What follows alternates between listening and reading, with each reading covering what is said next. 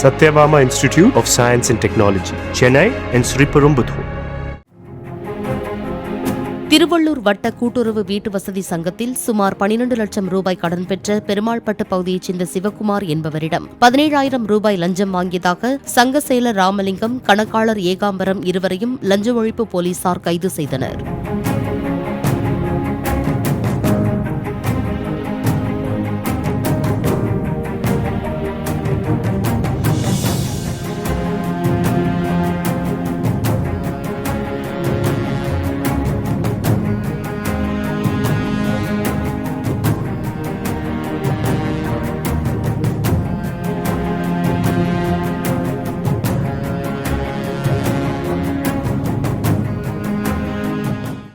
Satyabama Institute of Science and Technology, Chennai and Sriperumbudur.